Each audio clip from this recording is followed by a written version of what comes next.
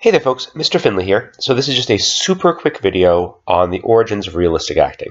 And if the camera wiggles a little bit, it's because it's sitting on my lap. It's my computer, and I bounce around a lot, so okay, that's fine. You'll get used to it.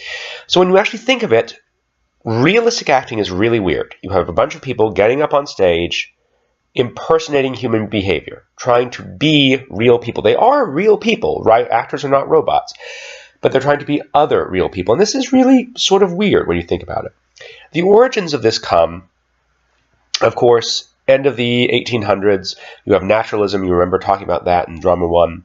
And this idea of trying to put real life on stage, a slice of life, so we could examine it and see where our social problems come from.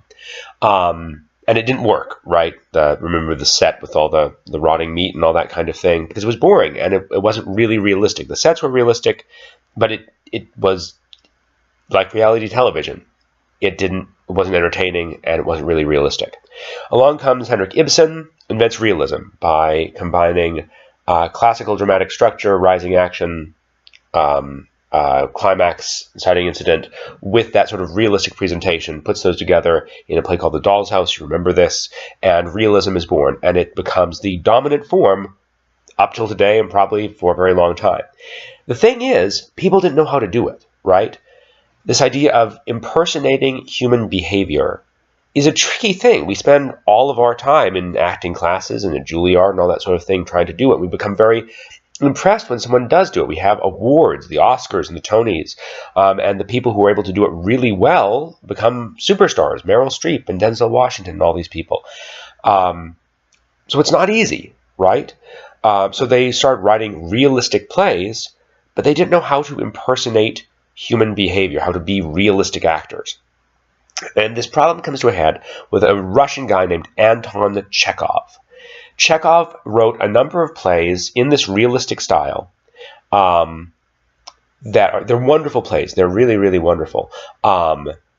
If you read them now, you might think they're sort of boring, but it's not the plays themselves that are boring.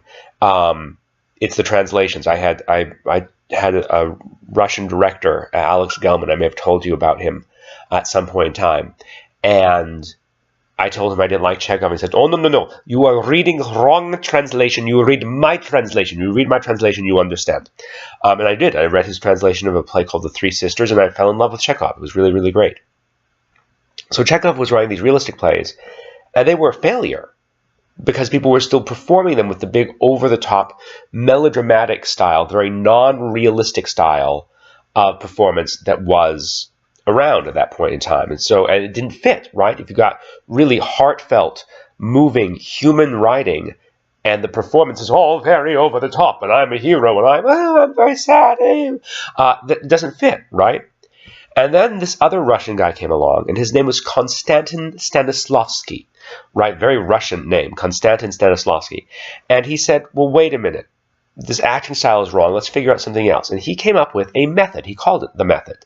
A method of trying to bring about believable human interaction on stage. And they rehearsed Chekhov's plays for like 6 months. They'd rehearse like 6 months every single day until they finally got it.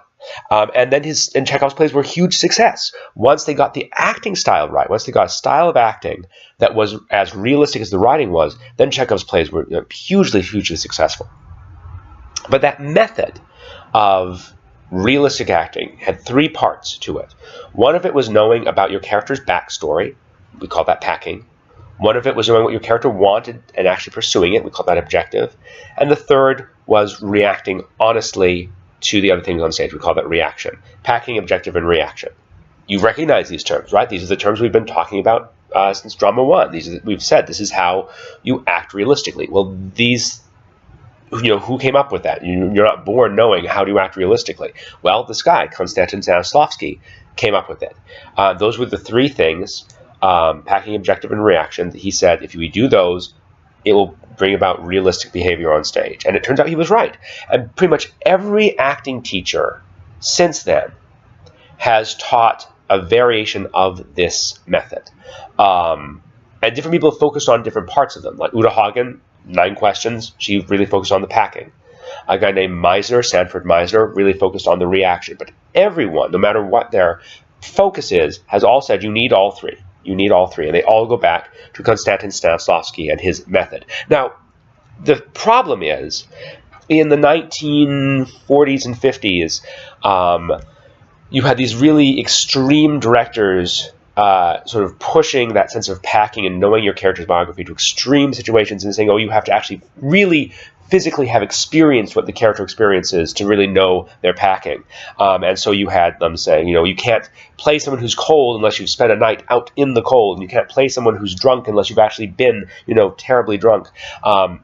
And these people sort of gave Stanislavski's process a bad name. And so when we hear of the term method acting, that's what we think of, right? Now we think of like Nicolas Cage and all these extreme, Jared Leto, these extreme performers who do these very self-destructive things to get into character, and they call it method acting.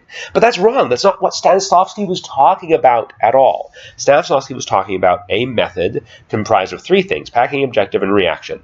And whether we call it that was what he was talking about. So nowadays the term method acting has a really bad name for this sort of self-destructive process of sort of psychoanalytical acting. But that's not what Stanislavski was talking about. Stanislavski was talking about the system that we use in class and that really every actor uses some variation of. And it started with Konstantin Stanislavski working on the plays of Chekhov in about 1903, and of course reaching back even further to the invention of realism by Henrik Ibsen and the Doll's House. And that's all I got to say.